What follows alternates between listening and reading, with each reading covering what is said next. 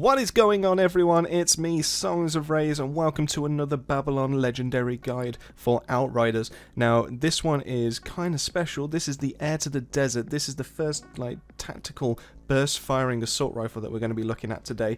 And it's alright. It's not too bad. So I'm not going to spoil it too much, but it looks better than it actually kind of performs. So the tier 3 mod that's special on this one is Sandstorm. Not Darude Sandstorm, just Sandstorm. And shots conjure a Sandstorm dealing 232,619 points of damage over 5 seconds. And this refreshes every 5 seconds. So there's no chance of stacking any of the Sandstorms, which is a bit of a shame. But to be able to tie in with the damage over time, I put a tier 3 mod of Ravenous Locust, which came from the Molten Idola, to be able to summon some more and do some more damage that's over time and just inflict a little bit more kind of status on it. And it was alright, it worked out okay. It's never going to be to the heights of Killing Spree, it's never going to be the heights of Embalmer's Rage, it's never going to be to the heights of Defender, but it still makes for a fun gun to use. And I suppose in this kind of way it would be an alright way to run without the kind of rounds based skills.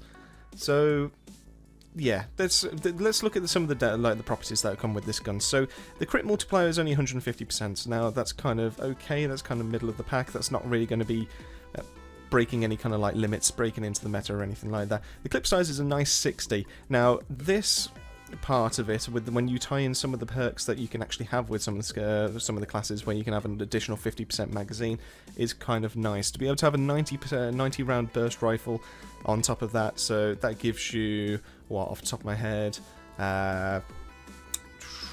30 bursts, yeah, before you have to kind of reload. That's not too bad. Unfortunately though, the damage is a bit on the low side. When you tie this in with the Earthbound burst rifle that is commonly used, that one exceeds, for a good roll anyway, exceeds over 7.5k damage on the item sheet.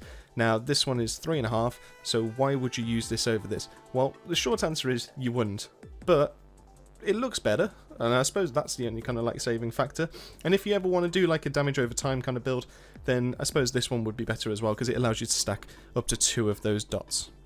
Now, is the Sandstorm mod any good? Well, that's kind of the main reason why you would pick up this gun, or you'd want to potentially dismantle it.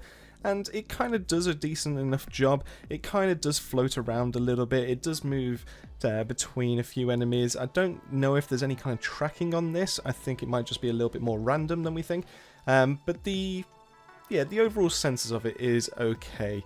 It's kind of, if you had Death Chains and you wanted to expand it to a group kind of area, then I suppose that's probably going to be the closest way I can kind of really compare this to. And in that sense, it's okay. It's but yeah, the second mod on the gun is going to be that's important to be able to keep that damage up.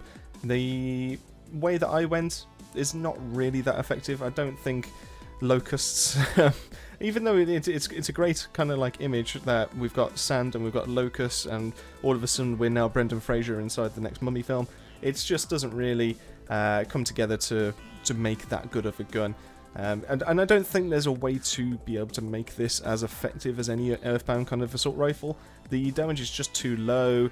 It has a bigger mag, which is great, but that's about it. So if anything, it just has a chance of more sustained fire and being able to get more bullets back into your mag with if you do use some kind of rounds-based skill to be able to refill that mag.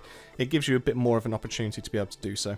So as far as guns go, this is kind of mediocre at best, and in terms of the mod itself, while it's nice and it's visually, good to look at, you can actually see the damage over time being applied in that sense. It's still kind of mediocre as well. This gun is basically why. Well, it isn't the poster child for legendaries, basically.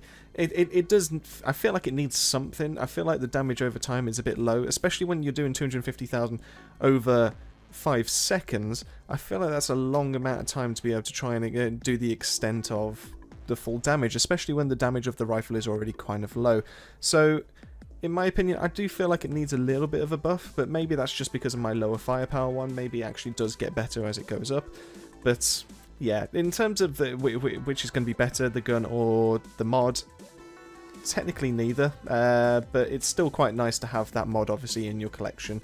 And in case you ever do fancy mixing it up and you do actually fancy trying out a damage over time, but because this doesn't count as an actual damage over time under the health bars of enemies, you can basically do another stack of damage over time instead, and obviously then afflict the rest through your actual build. That is it, ladies and gents. This is, it's kind of been a little bit on the disappointing side due to the gun not being amazing and due to the mod not being amazing, but either way, it's a legendary gun. You can't escape that fact, and that makes it visually nice to look at, and this is no exception in that kind of sense. The rule for People Can Fly and their legendary sets seem to be the case that legendaries are visually appealing, but this one just doesn't really perform when you do actually to bring it out to play. So I'd give it a miss if it was a case of which 2 guns you would actually take out to do expeditions or just in general, but at the same respect, if this is like one of the first legendaries that you get, it's still not a terrible option. It's just a case there are better things out there. And I hope you've enjoyed. I hope you've enjoyed the gameplay in the background. If you did, drop us a like, drop us a subscribe, we will greatly appreciate it. The channel, like I've said, is starting to gain a little bit of momentum, so be part of that movement, we would greatly appreciate it. The Discord link will be in the description of the video, so if you ever do fancy speaking to me about some kind of tips for the game, or what kind of guns you actually would like to know, or just drop me a message about anything to do with Outriders. I'm more than happy to have a small conversation with you. That's not a problem, and you'll be able to find me there on the Discord. In that case, that wraps this one up. Keep yourself safe, keep yourself well, and I shall see you on the next episode.